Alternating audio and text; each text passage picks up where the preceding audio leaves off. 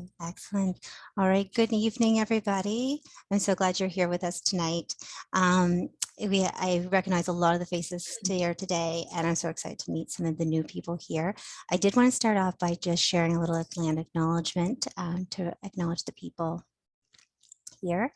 So we are situated in Mi'kma'ki, the unceded and ancestral territory of the Mi'kmaq people. Unceded means that the Mi'kmaq have never relinquished, sold, traded, or transferred ownership of their land to the European settlers' colonies. Yet land was taken over without their consent through various processes of settler colonialism.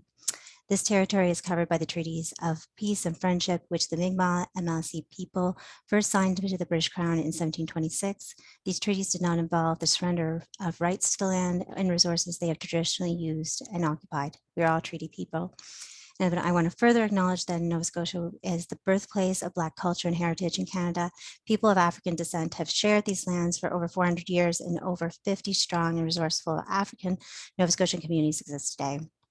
And in the context of suicide prevention in communities, I want to recognize the role that colonialism has played in the suicidality of Indigenous people, Black African Nova Scotians, the 2S LGBTQI+ community, and people of color. To prevent suicide, we need to understand and take responsibility to change the practices that put our communities, these communities, at risk. Thank you for that. And so I'll just quickly introduce myself. My name is Shauna Dewar, and I work as a community engagement lead for Roots of Hope in Nova Scotia, which is an initiative through the Mental Health Commission of Canada to support people in community who are helping those who have suicidal thoughts and or grieving from suicide. And that's an initiative through Nova Scotia Health. And our purpose tonight is to talk about a research program that's really exciting, that's all about creating ways to help support those that are supporting those in our communities and creating more resources for them, and how as people who have experienced suicidal thoughts and or are supporting those with suicidality can participate in this research and help inform the work that's happening. So without further ado, I will introduce Dr. Amanda Ceniti and Dr. Sakina Rizvi. And if you could just take a moment to introduce yourselves and say how you kind of came to this work. Yeah, sure. So, hi everyone. Good evening. I'm Sakina Rizvi. So, I'm a therapist and a researcher in Toronto at the University of Toronto and the Arthur Summer Rotenberg Suicide and Depression Studies program. And so, the work that I do is kind of in different streams, but working on suicide intervention, developing different psychotherapies, and also trying to look at how we can help caregivers more do what they do, because to me they're really they're the real first responders and when it comes to situations. So looking at how we can do that more going forward, and I'll give it over to Amanda. Hi, everybody. I'm Amanda. I work with Sakina at the ASR program at St. Michael's Hospital in Toronto. So I'm doing my postdoctoral fellowship right now, working on this project, which I'm super excited about and happy to talk to you about tonight.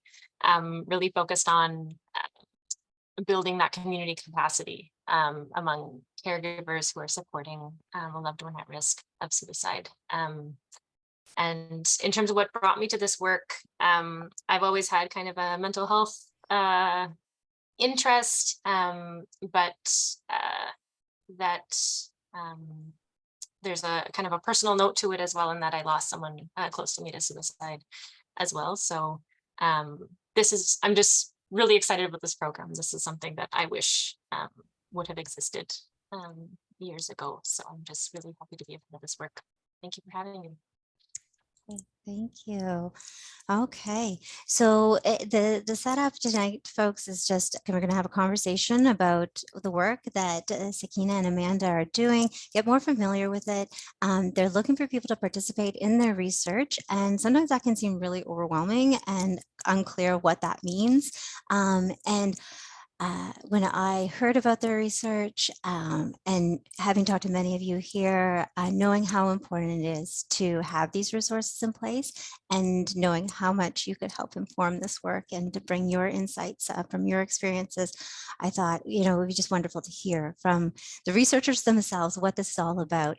So perhaps first you could tell us a little bit more about the Arthur Summer Rotenberg Suicide and Depression Studies Program. That is a mouthful. Yeah, it is. It is when you're doing talks, it's especially kind of like it's easy to trip over. So this program has been in Toronto since 1997. So this was the first chair program that was, I think, even just in Canada. And it was started by a mother, Doris Rotenberg, in honor of her son, Arthur Summer Rotenberg, who died by suicide. And so the goal of this program is really to, one, provide intervention for suicide, also do research to help us move things forward, to help people who are struggling, and also on the education side to really help to let people know what it is that we're doing, do more stuff in the community, build awareness. And so we really, that piece is really important to us in terms of that knowledge translation and connecting to the communities to let people know what that experience can be like. So Amanda and I co-led a project, for example, called the Storybook Project that some of you may have heard about, that really was trying to use storytelling as a way to help people connect. It's such an important way for people to heal as well. And so this was a collection of stories of people who were impacted by suicide. Either they lost somebody or they've experienced suicide risk themselves and have found a path to healing. And we wanted to know what that journey was like. But we really wanted these stories to be very raw and very like authentic, not censored. We did not edit these stories, to really give people a platform to really talk about what their experiences were. So we published that book, and it's called How to Make It Through: Stories of Suicide, Loss, and Resilience. It's available on Amazon. And so that's kind of an example of kind of some of the things that we might be doing in the community, to try to get the word out and to bring more of a community together around what people are actually experiencing and help people understand what that's like. And so on the research side of things, I mentioned that, we're working on different types of interventions for suicide risk. So there's not a lot of, like, for example, psychotherapies that are targeted to suicide risks. Oh, that's a very big problem. People often get sent to the hospital, but what happens when you go to the hospital? There's no intervention there. And it's like, it's very frustrating as a therapist for me to tell someone you should go to the hospital because I can't guarantee that they're going to get something that they need. Right. And often that they don't. So what we're really trying to do is, like, how can we create interventions that can be implemented in hospital settings, community health agencies? So that's something that's really important to us. And then the other part is actually looking at the neuroscience side. We're interested in how can we explore the biology of suicide risk and what can that let us know about different interventions and different things that we can do to help us as clinicians when we're trying to determine, like, is someone in front of me at risk for suicide attempt or for suicide? Who needs that additional intervention? And how do we start to distinguish that? So that's some of the work that we're doing, and that Amanda has been amazing in contributing to as well. And so this probably leads right into the question around the first program. So Yeah. I'll Let's let go you kind there. of take part Yeah. on. Yeah. Yeah. So Amanda, tell us about the first program, which is a program that you're particularly working on and what has brought us here tonight. Absolutely. So this is the first program, stands for the Family and Friends of Individuals at Risk of Suicide Training Program. And it's really focused, as the name suggests, on the needs of family and friends supporting loved ones at risk. So we know that they're a huge part of the support system for folks experiencing suicidality through, anything from social support, healing, crisis intervention. They play such a key role, but sometimes they don't always have the resources or skills or knowledge to be the most effective supports in that role. And we know that this is also a really, really tough thing for people who care about their loved ones to go through. And it's important for them to also have the skills to support themselves in that caregiving role.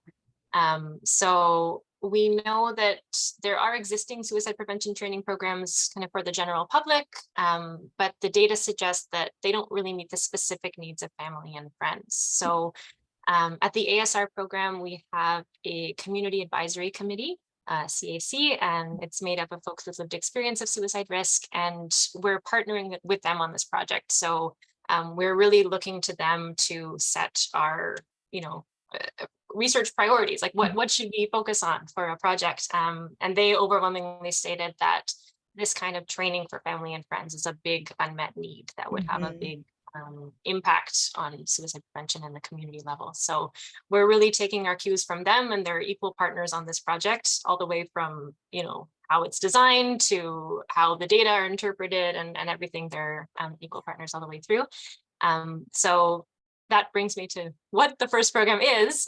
Essentially, it's the training program that's specific to a family and friend needs. But before we develop this program, we need to know, well, what are the needs of family and friends? So the first phase of this research is to do a needs assessment across Canada, consisting of one-on-one virtual interviews with people, where we're trying to understand the barriers and gaps that folks have experienced in supporting their loved ones at risk of suicide, or when receiving support from their loved ones.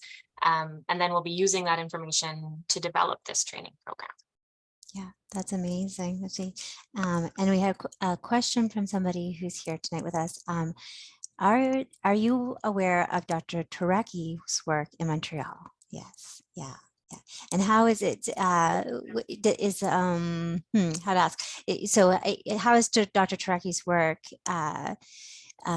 builds on? Is it in alignment, parallels with it? What does it look like in as far as his work versus, not versus, but and your work? Yeah, I mean, if I'm not maybe he's developed a new research stream since we last spoke, but he's really involved in looking at more of the biology of suicide risk, particularly around genetics, and looking at different nuances around genetics and family history, heritability. So this is different in the context that we're really just interested specifically in focusing on caregivers.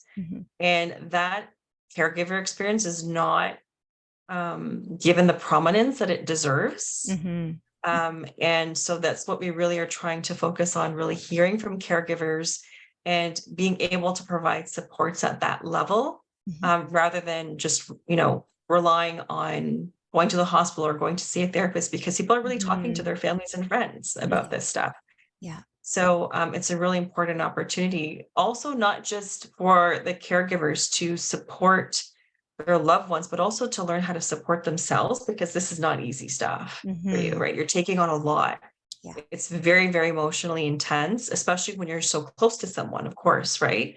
So it's really important for people to learn how to develop those compassionate boundaries so they can also support themselves and make sure that they're dealing it with emotional safety on their side too. Yeah. So unless I'm mistaken, if you know of something that Gustavo Taraki's doing that I'm not aware of, I'd love to hear about it. But yeah. No, well, I think he was in Halifax a year and a half ago, I think it now, and had spoken at the CMHA. Halifax Dartmouth had hosted him, and and that's what he had presented on at that time too, around the genetic component, and that's the thing with suicide. It's so complex. There's so many different ways to look at it and understand it, and they're all valuable, right? They all lead to our fuller understanding. So I'm curious, what are you hoping to learn from the folks that would be participating in the research at this point? Amanda, you said it's like a needs assessment time. What are you hoping that you're going to uncover from these interviews with folks?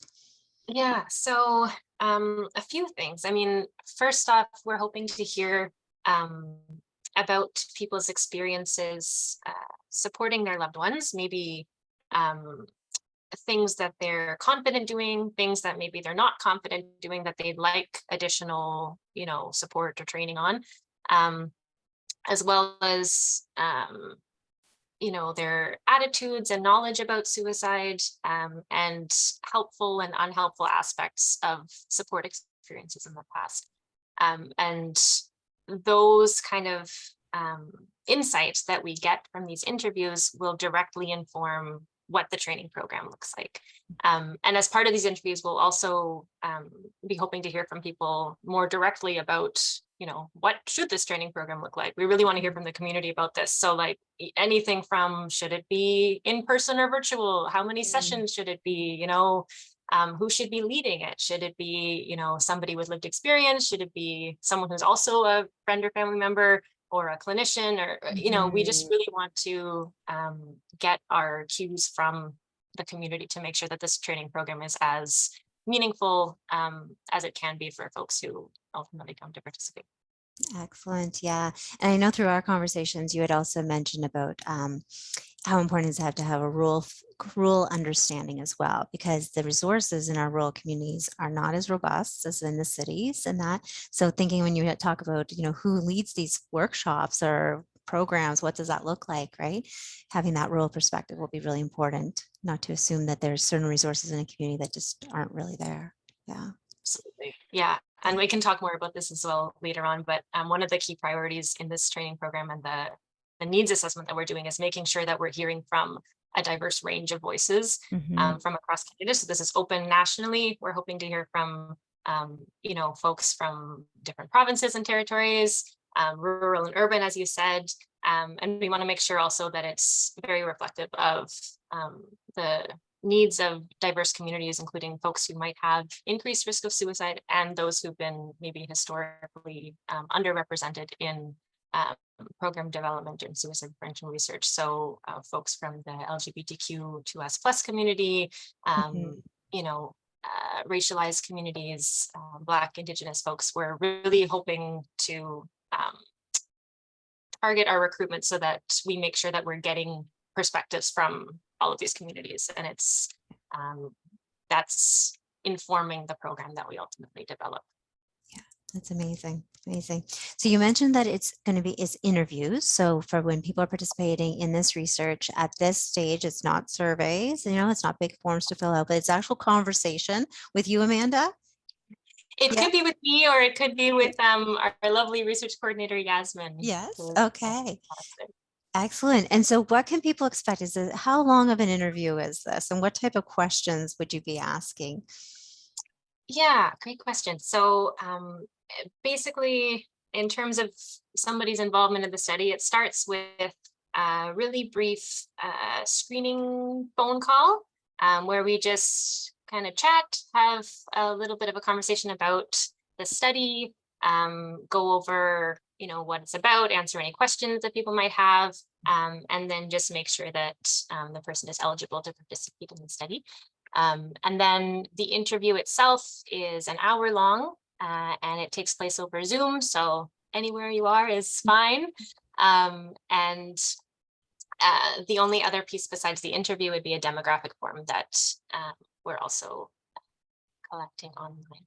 And in terms of the questions that folks would be asked, some of it is around skill sets that people both have that they think are helpful in supporting their loved one, as well as skills that maybe they wish that they had, that maybe they could learn from a training program like this. There's some experience sharing where we can hear from you about, the helpful and unhelpful aspects of previous support experiences. And then we also ask some questions about people's knowledge about suicide and attitudes. Again, all kind of to inform this training program. And I'll just back up a little bit and I realize I haven't shared who we're actually looking to hear from. That could be important as well. So we have 4 groups of people who we're looking to hear from. So folks who are who themselves experience suicide risk. So whether that's through suicidal thoughts or a history of attempt, friends and family of those at risk of suicide, and then folks who have been impacted by suicide loss. So we know that there's a lot of overlap between those groups, so folks can participate in whatever group that they identify most strongly with. And the purpose of including those multiple perspectives is we're trying to get different perspectives on the same kind of support topics. So for the friends and family group, it's understanding what was helpful and unhelpful about supporting their loved one. Whereas when we're talking to folks who themselves have experienced suicidality, it's learning about, what was helpful and unhelpful about the support they received from their loved ones, and maybe Right. what could be improved through a training program like this. Yeah. Sakina, if you want to chime in on anything. I think you did an awesome job, Amanda, of summarizing that. Yeah. Yeah, excellent. And so just for clarity, you're not necessarily looking for like a match in that the person who is having suicidal thoughts and their family person that's supporting them, like they can be totally separate people, that they don't need to be, and so for those that have lost to suicide, so if they've had a son or a daughter that they've lost to suicide, that person, the mom or dad, caregiver could still participate in the research. Yeah. Okay, excellent. Yeah. Okay. And so with research, what an important piece is always going through that ethics process and identifying any risks there might be to participating in this research. Was there anything that you guys had identified that you think people should know before they start to participate in this? Yeah, I think that that's always really important to recognize when you're going to participate in a research study, like what are the risks and benefits to you? And there's obviously, this isn't a treatment study, so there's no physical risks here, but talking about these experiences can bring stuff up for you, right? And so I think that that's kind of the key thing, is that it might cause some distress on that level. So after you speak with Yasmin or Amanda, we've set it up so that if you feel like you need support and you want to talk to a therapist, so I'm always happy to connect. And I'm available after the sessions, or myself, Alexandra. So we're both kind of suicide interventionists and therapists on the team. So we'll make ourselves available to whoever needs support afterwards, so that you're not left alone in those feelings. We don't want that at all, right? So we want to make sure that you're feeling supported too. In terms of benefits, for some people, it's helpful for them to talk about their stories. So in that sense, it might have a relief for you. For others, maybe not. But I think the broader impact here is more societal, and that you're kind of really contributing to a program that could really be helpful for people across Canada. And who knows, this could actually move beyond our borders to other parts of the world, and really kind of start a real conversation about what caregivers are experiencing as well. Yeah, for sure. And I feel that from a lot of the folks that I work with, a lot of people that have joined us tonight, that's why they do this work. They do the awareness work and advocacy work to help support others and build those resources. Amanda, you've done a great job of talking about who you're looking for and that sort of thing. Is there anything else that you wanted to kind of highlight around inclusion and exclusion factors, things that before people kind of reach out to participate in, that you would want them to know? I guess it's pretty broad in terms of criteria, which is great, I think. So essentially, if you're 18 or older, live in Canada and have access to Zoom, and identify with one of those 4 study groups that we talked about, then that's essentially it. For those who are impacted by suicide loss, we are looking for folks who are at least a year out from their loss. And like I mentioned before, just to make sure that this training program that we develop is reflective of, a range of support needs. We're really, really hoping to hear from folks from, a wide range of communities across, rural, urban, different provinces. Our target is for at least half of our interviews to be representative of LGBTQ2S plus, Indigenous, Black, racialized communities, just to really ensure that those voices are being heard in the development of this work. Yeah, excellent.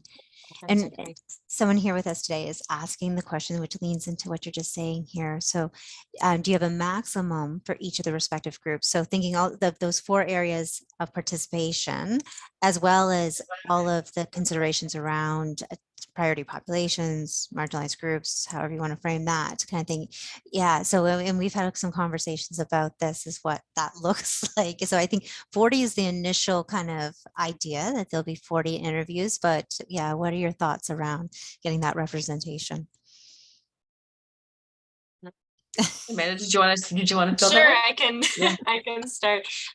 Yeah, so as Shauna mentioned, 40 is our initial number. So with this kind of qualitative research where it's more conversation interview based, there's not really a rigid cutoff number. Basically, you keep talking to people until you're not getting any new information. So until you hit saturation is like the research lingo word for it. But essentially, we have a general idea of 40. But if we're still getting new information from these interviews that we're doing, the idea is that we would keep talking to folks until we're not getting any new information from the interviews. The piece that makes it a little bit tricky with these interviews, they're really, really rich in terms of data. So it's kind of a balance between making sure that we're getting a lot of folks in, but then also that the data that we have is not so unmanageable that we can't, make sense of it, because there's a lot of content in each of the interviews. So just from looking at the data perspective, there's also kind of a cap in what we can do to make sure that the analysis we do is meaningful, I guess. Yeah. I don't know if you want to chime in. I think Amanda said it really well. I mean, in terms of not having a cap, but we do have a minimum. We are looking for at least half of our sample to be, half of the people who participate in the study to be from marginalized, underrepresented communities. So we're really kind of making an effort to do a lot of targeted recruitment around that piece, but also wanting to make sure we have the representation across Canada. This is not an Ontario study. This is not a Toronto study. You want to make sure that we have that provincial and territory representation as well. Yeah, perfect. And those 4 participant groups, would you be looking initially and understanding that it's going to, that's going to potentially be more interviews and that sort of thing, but would you be looking for 10, 10, 10, 10, or would that be, is that factoring into the thoughts? That's the initial Yeah. thought, but again, like we said, it's flexible based on what we're hearing from people, and if we feel that there's new stuff coming up, then we'll keep talking. Excellent, excellent. Yeah, that's going to be a lot of fun looking at all of that data for sure. It's going to be a big job. So people might be curious about whether their participation is going to be confidential and anonymous. Like what kind of safeguards have you put in that space there? Very important question. Privacy and confidentiality are immensely important in research, period. And so your participation is completely confidential. However, in everything that you say to the interviewer, so to Amanda or to Yasmin, is completely confidential, except in cases where we're legally required to report something. So if you let us know that someone under 16 is being harmed, if you let us know that you're immediately at risk of harming yourself or someone else, those are things that we're legally required to report on. So as long as you're not saying that, then yes, it's strictly confidential. And then in terms of who has access to that data, it would be like Amanda, Yasmin, myself, that would have access to, and our colleague, Dr. Yvonne Bergmans, who's the other co-investigator of the study. So the only other way that someone might have access to your data is with research ethics. So research ethics, to make sure that everybody is doing all of their research ethically, sometimes says, okay, we're going to audit you and make sure that you're saying you're doing what you said you're going to do. So it's making sure that that the people who choose to participate in research are actually doing so in a safe environment and doing so safely. So if that was to happen, then a member of the Research Ethics Board would have access to that data. We do have to abide by Personal Health Information Protection Act laws as well. Mhm. So those are also in place. In terms of the information that we're asking for, Amanda mentioned the questionnaires that they do online, as well. There's the interviews that are done. And so what happens is that after the interview, or during the interview, the audio is going to be recorded. Mhm. And then what happens is that we have someone transcribe all of that. So the person on the team will transcribe all of that information word for word, except for the names. So Mhm. any of these identifying pieces of information get taken out at that stage. And the reason that we're doing that is that when we're doing an analysis on words, it's kind of different. Think about when you're thinking about numbers.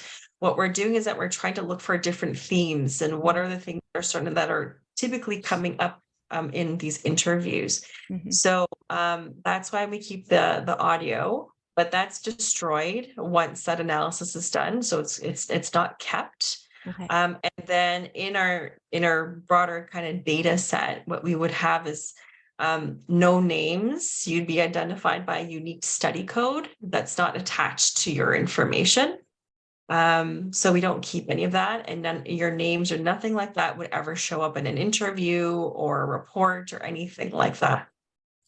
Okay, excellent. And so I'm kind of curious too. You mentioned that there's some different research studies going on at ASR. Can this data be used for any of those other projects, or would this data be only exclusively for this project? No, it would only be exclusive use for this project. However, I know that we have two funders, the Mental Health Commission of Canada and the Canadian Association for Suicide Prevention. And currently, the public health unit in Canada is trying to develop a national framework for suicide prevention. Mm-hmm. So they're hoping that some of our information, some of the data that we have will inform that. So this is actually another benefit that could actually come from having your voice represented, but they won't have the data. They would have the analyzed data. So there wouldn't be anything identifying that could come from that. It'd be similar to what would be in a report that we would publish, but they wouldn't have access to the actual data set. Right. So they're not going to be able to see anyone's interview answers, anything like that. It would be like kind of broader themes and Exactly. that type of thing. Yeah. Okay. Exactly. Perfect. That's Yeah. pretty exciting though, that the data will be able to be used to inform some other pieces that For sure. could help shape things here in Canada. Excellent. So these interviews are going to be happening online through Zoom, so people aren't going to have to travel or anything like that. But do you anticipate any types of expenses that participants might have? And is there any compensation for people's participation in this research? Yeah, great question. So, like you said, it's very low barrier in terms of travel and things like that. Thankfully, it's all remote, so no expenses in terms of that. We do offer a $25 gift card following the interview, just as a appreciation for your time and for participating in the study. So that's of your choice. You can let us know what you want in terms of gift card, and that comes after the interview. Okay, perfect. So if someone decides to participate in the study, they do the interview with you.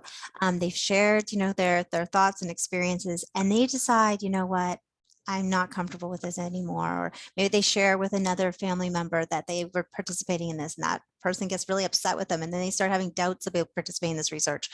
What is the next thing that happens with that? Is there any recourse?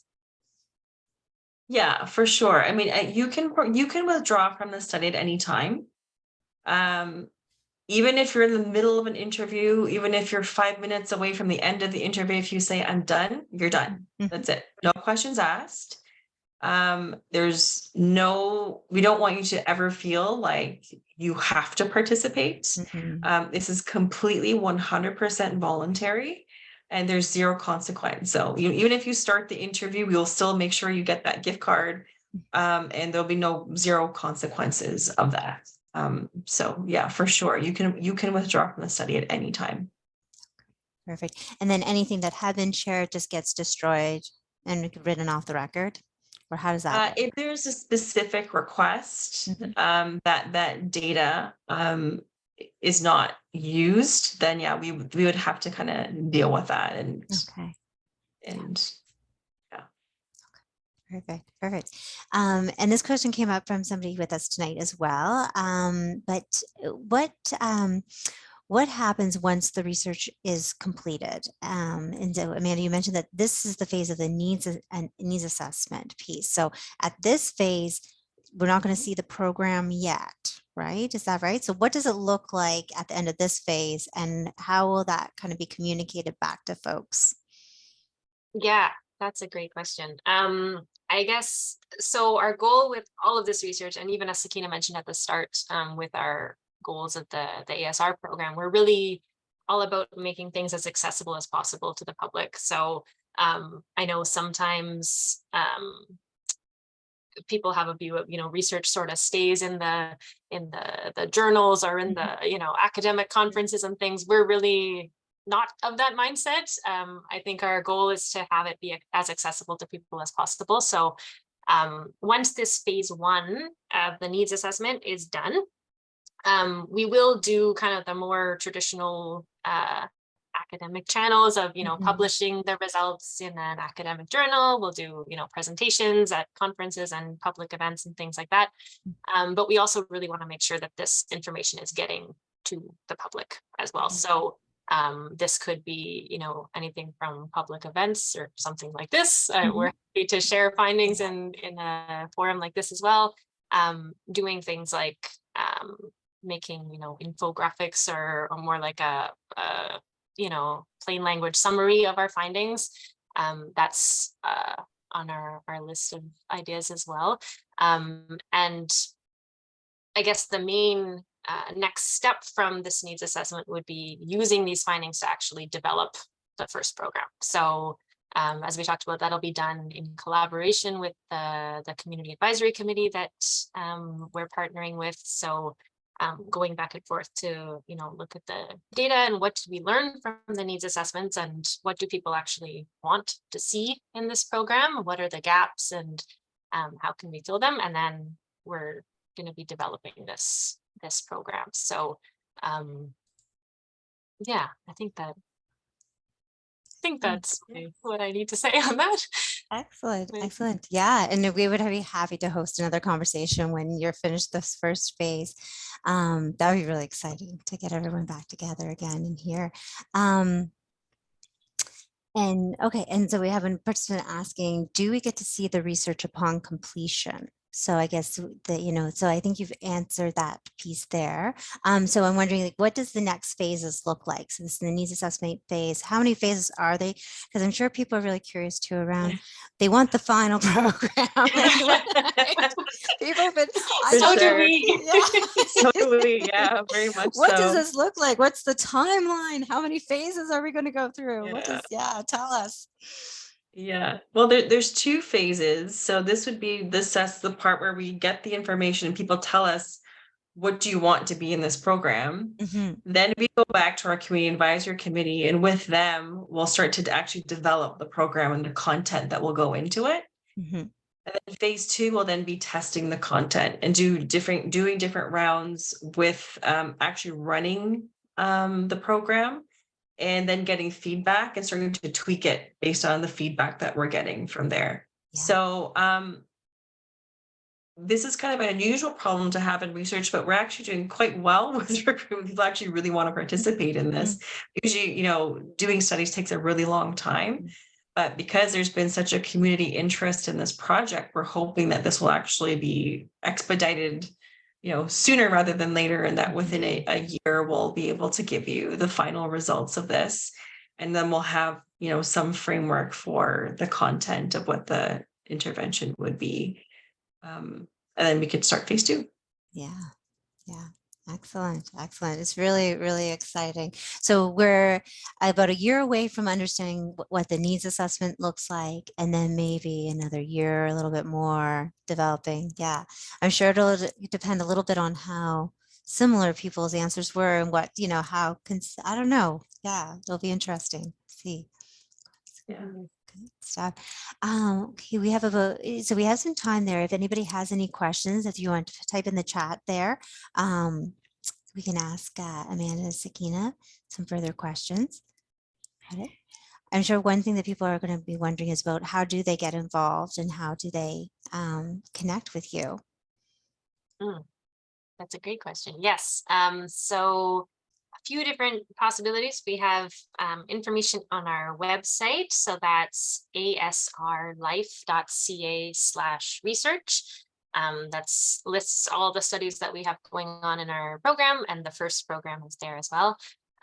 You can also reach out by email. So our study email address is firstprogram@asrlife.ca. It's also on the website. So firstprogram@asrlife.ca.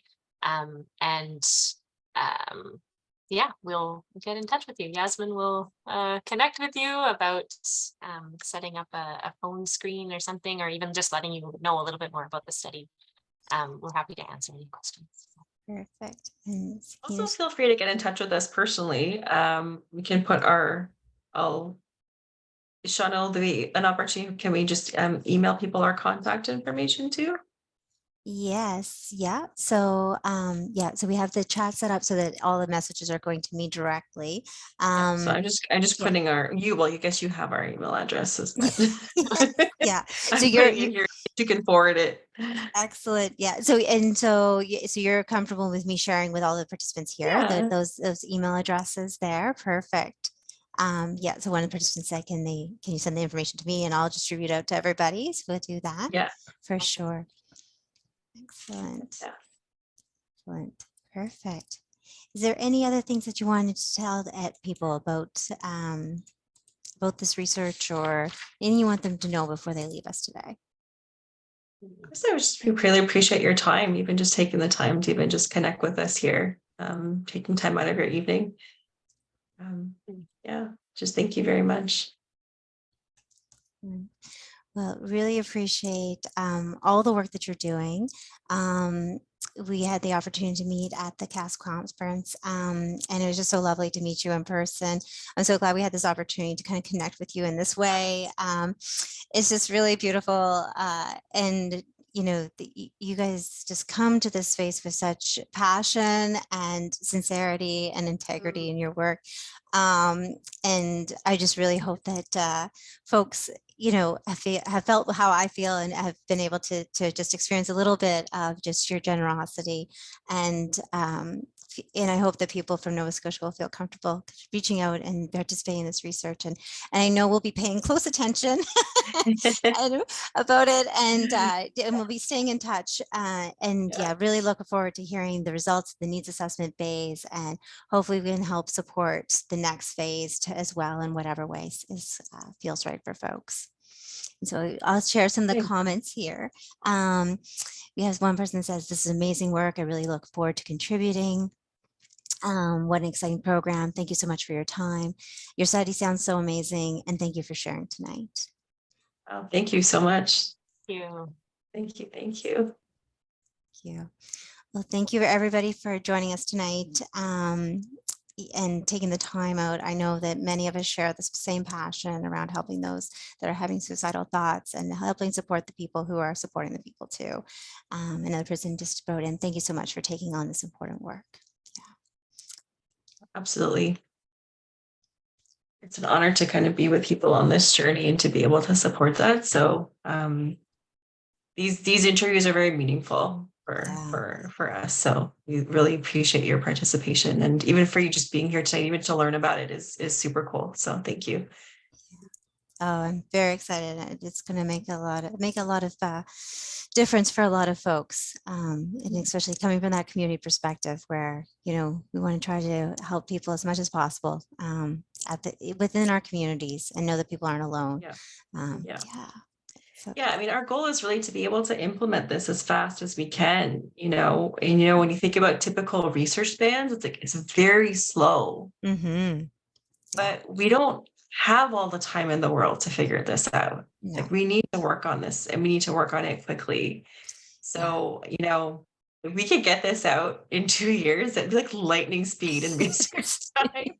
It is. It may feel a long time for some of us, but it is. If we could get this out in 2 years, it's like, yeah, for sure. But it's needed. So, Yeah. Yeah. Well, and I know in my conversations with folks, what brings me so much hope is hearing, not through a research lens, but just hearing what people are doing to support the people that they love. And the work that they do every day to support those folks, and they're keeping them alive. They're getting them through some of the most difficult times. And it's just incredible, so to be able to capture that and understand that and help those so that the journey is just not as tough, right? And that people can feel more supported through it. It's just amazing. Yeah. Really. Yeah. You're really not alone in that. Like there's so many people kind of going through the same experience. So I really hope, and Amanda, and I really hope that these training sessions will be an opportunity for people to do a lot of experience sharing and to really feel that you're not alone in this, and it is scary and it is all the things, right? And that there's a way forward. Yeah. Yeah. It just brings so much hope for folks. Yeah. To be connected to others and to know that they're not alone, and to be able to just have something to guide it a little bit, right? Everyone's journey is going to be unique. It's not all going to be the same, but but to understand what are some of those things that unify the experience in some way. There's the commonalities that will be there, and not feel like we have to discover it individually on our own every time, right? Yeah. For sure. Oh, one of our participants says, Amanda, I want to express that I'm sorry for your loss. Know too that unfortunately you are not on this healing journey on your own. Thank you. And it's really, I don't know, it's like professionally meaningful, but also very personally meaningful for me. I'm so honored to be able to be a part of this project. I've been with the ASR program for a little while, and I was doing very different work, like more on the neurobiology side and looking at, concussion and depression risk and things like that. But then the opportunity came up to kind of switch gears to this more community focused suicide prevention work. And I'm really grateful that that opportunity was there and that I'm able to be part of this. It's really, yeah. I keep singing the praises of this program everywhere I go. I'm really, really happy to be a part of it. Yeah. Amanda has been an amazing champion of this work. Yeah, well, those that have had that personal experience often are, right? Most of the people that I connect with my work with Roots of Hope is the same idea that, everyone's got a personal connection to it, a passion for it, and has that understanding, and coming from that place. It's definitely more than a job, right? Yeah. Excellent. All right, I think that's good for our questions tonight. I'm not seeing anything more. So as people feel ready, you can, we'll say good night for now, and looking forward to the next time that we connect. We'll stay on, and I'll stay on until about 7:30 in case anybody needs to reach out. But yeah, it's a message of saying just thanks for all your work. Thank you, everyone. Thank you for coming. Yeah. Thank you. And we'll be talking soon, Sakina and Amanda. Yeah, for sure. For sure. We'll stay on for a few minutes in case anybody wants to ask anything or has a question outside of this research. It doesn't have to be research. You can talk about other things. Yeah. Yeah.